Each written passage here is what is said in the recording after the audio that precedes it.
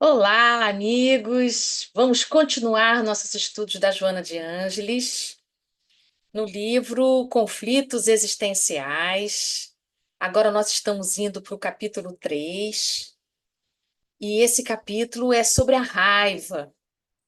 E é um capítulo muito importante, porque a raiva é uma emoção que a gente tem muita dificuldade de lidar. Ou a gente guarda ela e ela fermenta dentro do nosso coração, principalmente no nosso estômago, dá gastrite, né, dá dor de cabeça e tal. Ou então a gente vive explodindo por aí, ferindo as pessoas. Então, assim, é um capítulo importantíssimo, muito profundo.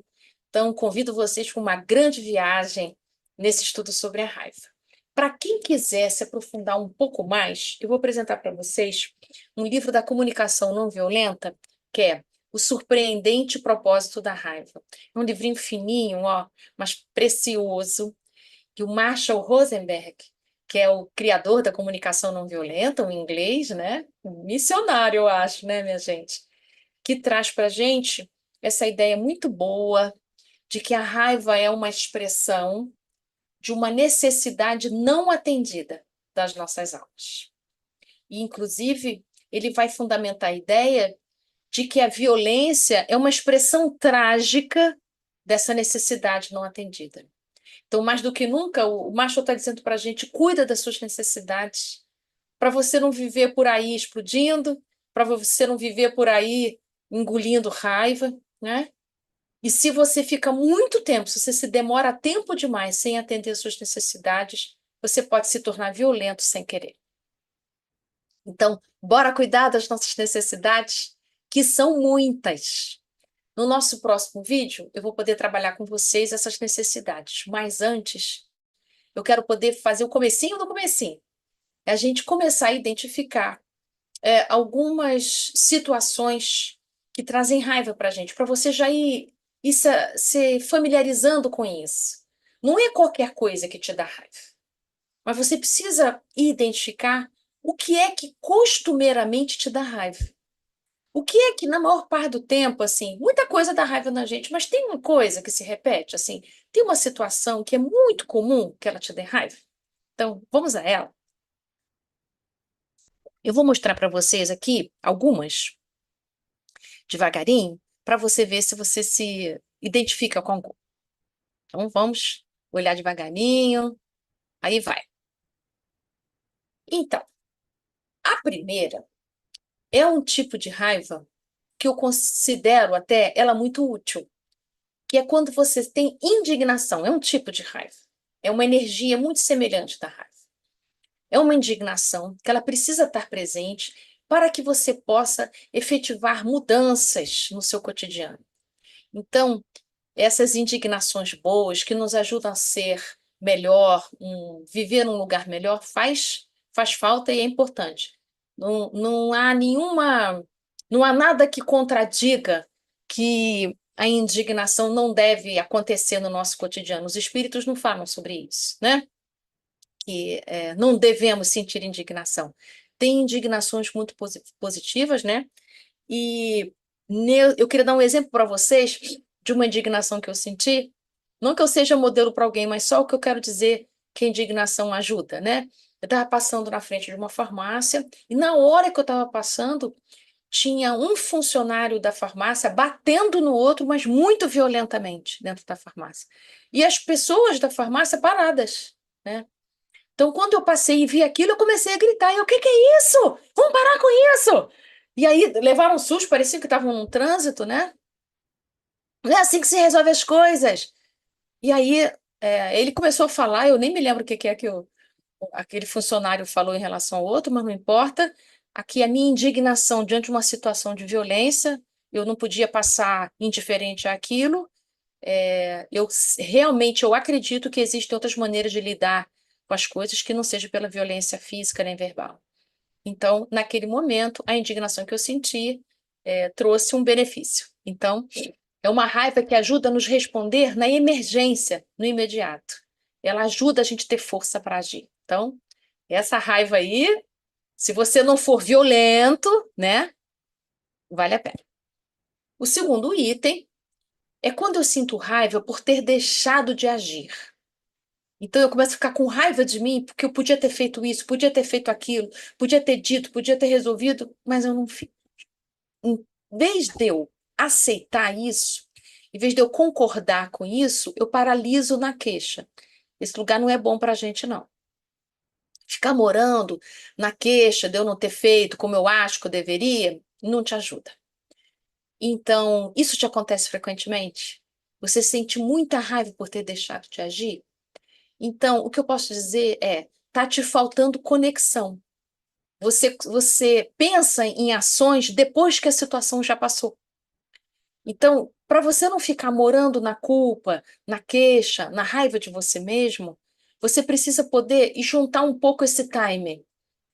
Parece que as coisas acontecem, você fica meio distante, e aí depois que passa, você começa a sentir.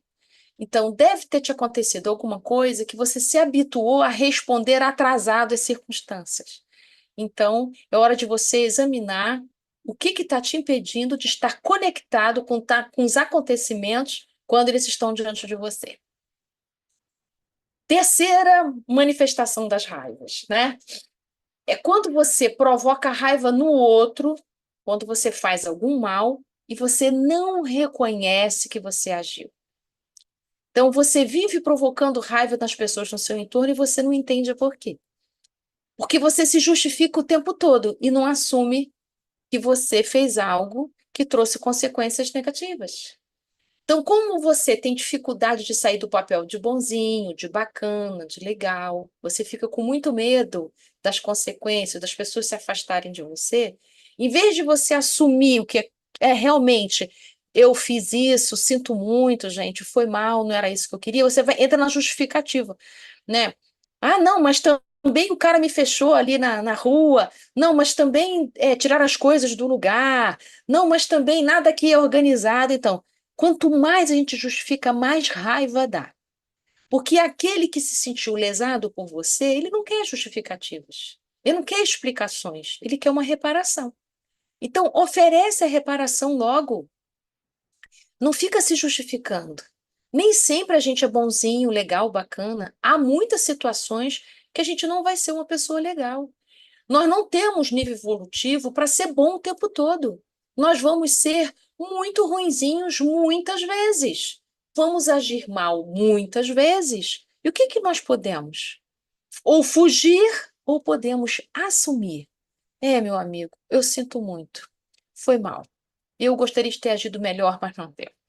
Então, a gente poder assumir as nossas precariedades, assumir que o nosso processo evolutivo ainda precisa de tempo para a gente crescer, é muito benéfico, né? Porque aí a gente pode prometer agir melhor na próxima vez. Então, precisamos sair desse lugarzinho de inocente, bonzinho e bacana, porque o lugar difícil, mas é um lugar de aprendiz, também nos pertence. Outra possibilidade que dá muita raiva quando a gente recebe mais das pessoas do que a gente dá. Olha que interessante, isso dá raiva. Os filhos adotivos sentem isso, relações afetivas que um é muito próspero, tem muito, ele dá muito para o outro que não gera tantos recursos assim, por exemplo, né? Quando você está em relações assim, que você recebe mais do que você dá, por poucas coisas você se irrita. E o outro não entende, porque ele te dá tanto. Como é que você pode ser tão mal agradecido? A questão não é que você é mal agradecido, a questão é que, por mais que você agradeça, nunca é suficiente, porque você recebe demais. Então, se você não consegue equilibrar isso, a relação fica insuportável e você começa a tratar o outro de forma muito agressiva, né? Então, se acontece isso entre pais e filhos, né? Quando os pais dão demais para os filhos e os filhos começam a maltratar seus pais, está na hora de fazer o quê? A dar menos. Ou você recusar receber, se você está do lado de cá. Comece a recusar receber para que você saia dessa situação de dívida e a raiva possa então aceder. Interessante que nesse caso, a raiva ela é igualzinho uma febre, sabe? Nesses casos todos que eu estou contando aqui para vocês, a raiva é uma febre que está acontecendo com você. seja porque você está recebendo demais, seja porque você está indignado, seja porque você tinha que ter agido e não agiu, seja porque você não está assumindo as consequências de suas ações, que é os exemplos que eu dei até agora, a raiva é uma febre. O que que a gente faz com a febre, né, minha gente? Para a gente eliminar a febre, precisamos descobrir a causa. Eu estou aqui dando algumas para vocês. Você pode estar tomando raiva dos outros para você, ou seja, é o outro que está numa situação lesiva e você fica com raiva no lugar dele. Isso também não ajuda. Isso não faz a pessoa agir, você não resolve a situação e você ainda fica mal. Então, cuidado para você não sintonizar com situações que não são suas. Veja bem, o sentimento, né, aquela emoção, aquela raiva ali é na história do outro, não é a sua história. Então, cuidado para você não tomar raiva dos outros para você, né? Você fica com raiva do amigo e você não estava nem lá naquela circunstância. Então, cuidado com esse lugar. Isso não é uma maneira de você demonstrar a sua amizade. Talvez você seja aquele que possa ajudar ao raivoso a mudar de opinião, a ter forças para agir e resolver suas carências. Outro exemplo, eu falei do quando você recebe mais do que dá. Pode acontecer o contrário. Você começa a sentir raiva porque você dá mais, muito mais do que você recebe. Aí qualquer não que o outro dê para você, você não suporta. Que você sente raiva do outro não atender às suas necessidades na hora que você está precisando. Porque você, como você dá muito, você não aguenta o tempo do outro. Tem que ser no seu tempo. Você fica autoritário, impaciente, ressentido, carente e hipersensível. Cuidado com esse estado, que é um estado raivoso, perigoso para você, que a questão é, você fica esperando que o outro, a quem você dá tanto, reconheça que você é um doador maravilhoso e que te atenda o tempo todo às suas necessidades. Aí o outro fica escravo de você. Cuidado com esse lugar. Isso não é uma situação boa para ninguém. Ninguém pode se sentir obrigado a dar, como também ninguém pode se sentir obrigado a receber. A relação de receber e dar é uma relação de amor. Precisa ter gentileza no receber e dar. Precisa ter equilíbrio no receber e dar. Eu dou para você, você dá para mim. Eu dou para você, você dá para mim. E cada vez a gente tem mais vontade de dar, o que é gostoso, essa busca pela troca e pelo alimento afetivo que vai se dando entre nós. Continuando aí, o último caso pode ser que você esteja num caso de luto. Pode ser luto por perda material, pode ser luto por perda afetiva, pode ser luto por falecimento de alguém.